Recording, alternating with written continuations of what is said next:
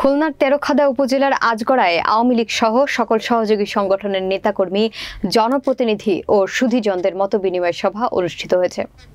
বিস্তারিত দেখুন খুলনা জেলা প্রতিনিধি রাসেল আহমেদের প্রতিবেদনে। মঙ্গলবার উপজেলা শ্রীপুর গ্রামে খুলনা মহানগর যুবলীগের সভাপতির আহ্বানে এ মতবিনিময় সভা অনুষ্ঠিত হয়।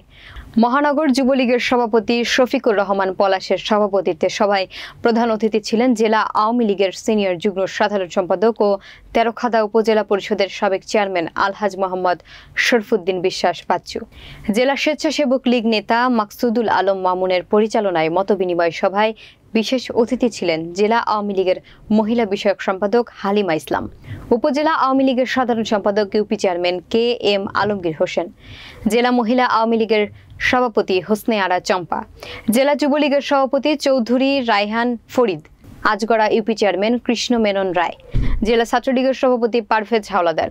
অন্যান্যের মধ্যে উপস্থিত ছিলেন আওয়ামী লীগ নেতা মোল্লা ওয়াহিদুজ্জামান ফরিদ, ডাক্তার সুনীল কুমার বালা, শেখ শারাফাত হোসেন, মিন্টু মোল্লা, শুভঙ্কর রায়, সুজন কুমার বৈদ্য, যুবলীগ নেতা শেখ সেলিম আহমেদ, বদরুল আলম বাবর, এস এম ওবায়দুল্লাহ বাবু, আকিজউদ্দিন, সিদ্দিক মোল্লা সহ আরও অনেকে। সভায় বক্তারা তেরখাদা উপজেলা পরিষদ নির্বাচনের চেয়ারম্যান প্রার্থী জেলা আওয়ামী লীগের সিনিয়র যুগ্ম সাধারণ সম্পাদক মোহাম্মদ শরফুদ্দিন বিশ্বাস বাচ্চুকে বিজয়ী করার জন্য ঐক্যবদ্ধ হয়ে কাজ করার আহ্বান জানান। আপনারা দেখেন যে আমাদের আওয়ামী লীগের নেতাকর্মীরা কিন্তু এখনো ঐক্যবদ্ধ যে আমাদের পুরনো মানুষ যারা তাদেরকে আমরা বেছে নেব। তা বাচ্চু ভাইয়ের বিষয়টা হচ্ছে, বাচ্চু ভাই এই আওয়ামী লীগ আজকে করতে আসেনি।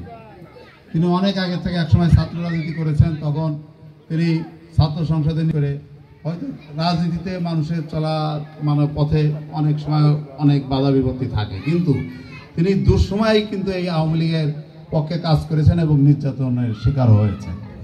আজকে সে যখন প্রার্থী হয়েছে, আমরা এখানে প্রার্থী দেখেছিলাম মাত্র 3 জন, তার ভিতর এই 2 জন প্রায় আমাদের কাছে অচেনা প্রার্থী।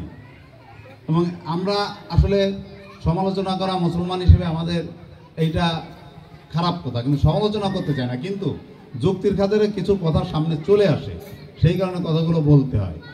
এখন ঘন ঘন কাদের পাবেন? যারা মৌসুমী পাখি।